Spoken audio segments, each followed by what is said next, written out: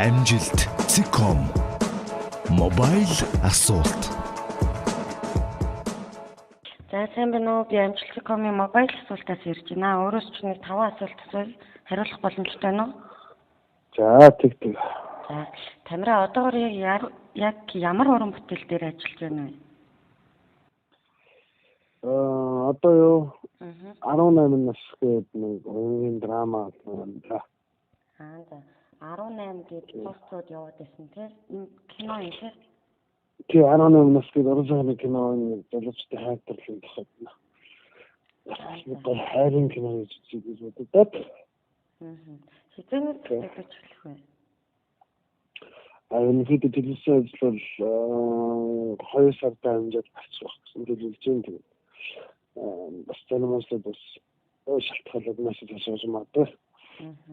За миний хатман киноны 2 дугаар ангийг хийн гэсэн шуун тараад байгаа. Энэ үнэн болов? За тэр яг ч магадгүй одоо энэ 2 сарын дундуур энэ олоо диско хэд доосод нэг дотоод авьяас манай хатман маань нэшт. Киномод тэндээс бас нэг бас чиг хандчихж байгаа. Тэгэхээр тэнд хоёулаа самтарч ирсэн юм бодлоо. Тэр 2 дугаар ангийнхан зохиол ерөнхийдөө гасан гэсэн үг. Ерөнхийдөө зөв тайм л тэнэс яг хийн гэсэн бүсээ бодол алах. Одоо бид төсөөрөөс зинтэй бодол гэхдээ 2 дугаар ангийн авах арай чөлөө явах гэсэн. Гэхдээ яг санаа бол байгаа. Хийж юм цаг хугацааны хувьд бол наашаа цааш яриад байгаа. Таньд яг одоо хийхийг хүсдэг ямар жанрын кино байна вэ? Мөн ямар төрлийн дүрд тоглохыг хүсэж байна? Тэгээ миний хийх хүсэж байгаа кино юм бол одоо энэ хийж байгаа кино маань л байна да.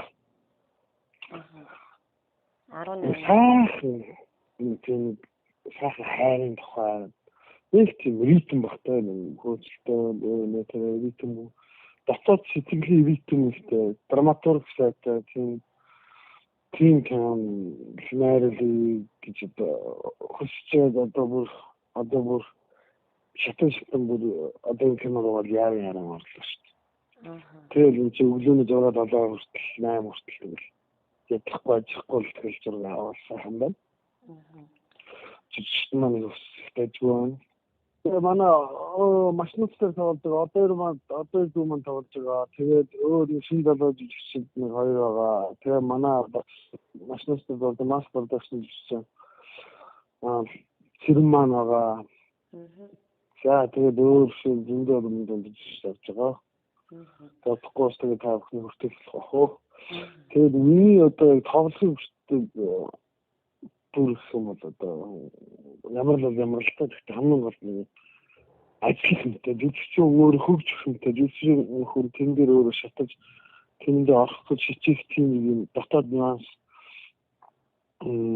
тийм нэрвэлттэй тийм дүр хойсоногдсон шүү дээ. Ажил хэрэгтэй. Тэгэхээр жүжигчний уран чадвар шаардсан тийм дүр дээр л тийм биднээс зүгээр нэг ингийн наашаа цаашаа шалгамаар гэдэг юм хэлсэн чинь тийм сах дүүрэл одоо эсвэл ярилцсан шүүсээ шахуулаад нэг илбэлсэн гэсэн бодлоо. За хамраад эмэгтэйгээр даалгаж өгсөн тохиолдол хэр олон байдаг вэ?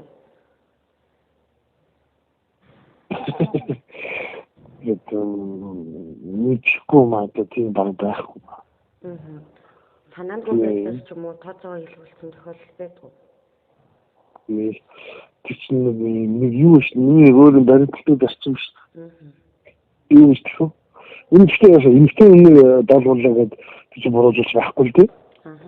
Гэхдээ яг зөв миний өөрийн зүгээр одоо хүмүүжлэх юм уу одоо миний дасгал одоо юу гэх юм бэ?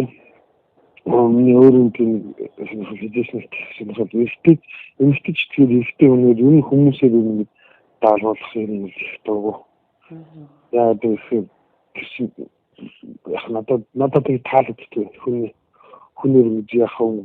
Одоо ч нэг тийм юу байдаг л таадаг.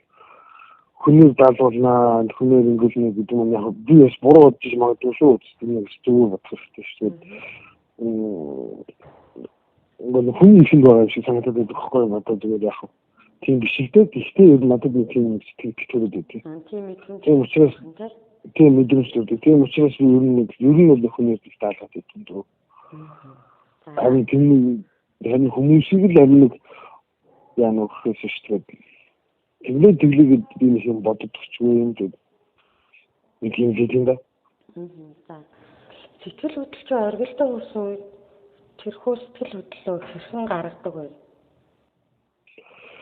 Тэгэл оргил шүү. Оргил дуулан бүжиглэн инээн тэгэл.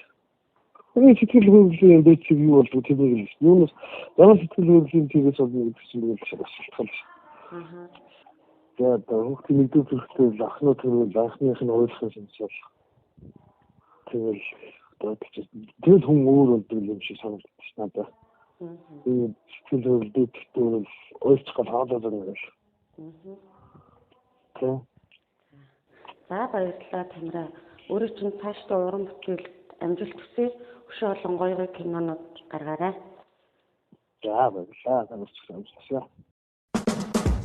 Амжилт.com мобайл асуулт